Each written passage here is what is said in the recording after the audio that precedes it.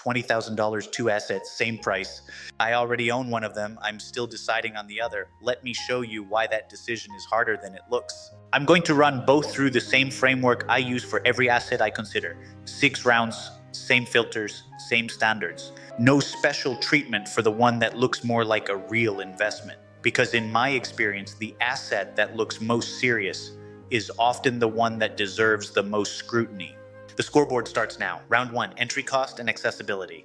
$20,000 for a tiny house gets you a shell, a prefab unit with no land, something that will require permits, zoning approval, and utility hookups. The $20,000 is not the price of ownership. It is the price of entry into a process that will cost more before it costs less. $20,000 for a graded shining Gyarados gets you a tamper-evident slab. You buy it, a courier delivers it, you own it. No permits, no process, done. Complexity has a cost. Time is a cost. Friction is a cost. Every step between your capital and the asset is a cost. The card has 0 steps between your capital and full ownership. Round 1, card wins. Round 2, liquidity. Try selling a tiny house in 48 hours. You need a buyer willing to come to a specific location, a buyer with transport capacity. The market is local, slow, and dependent on timing. Now try selling a PSA 10 Shining Gyarados, listed on eBay.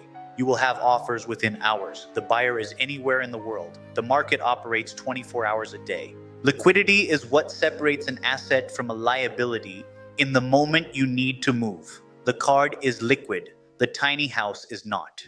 Round 2, card wins, on speed and market depth. Round 3, scarcity. This is where it gets interesting. I want to run both, honestly. Supply is expanding to meet demand. Someone is building more tiny houses right now. The price is not protected by a hard supply cap. The Shining Gyarados print run closed in 2001. Nobody is reopening it. The cards that exist are the cards that exist. That is a hard cap. The PSA 10 population is fixed, permanent, verifiable, irreversible. You can count exactly how many exist. You cannot count the supply of tiny houses. Round 3, contested. Card scarcity is more verifiable. Tiny house has a land argument that depends entirely on location. Round 4, the emotional premium. This is the round that earns this video its existence. The tiny house movement sells freedom. It sells minimalism. That is a powerful emotional proposition. But then the emotion is front-loaded. The asset begins to price like what it structurally is, a depreciating structure subject to weather and entropy. The Shining Gyarados prices emotion directly.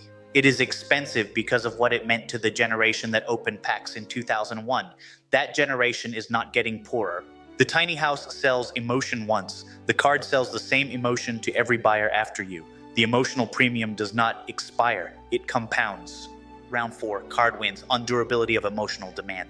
Round 5, portability and sovereignty. A tiny house still needs somewhere to park. It is subject to zoning ordinances. It exists in geographic space, regulated by entities that did not ask your opinion.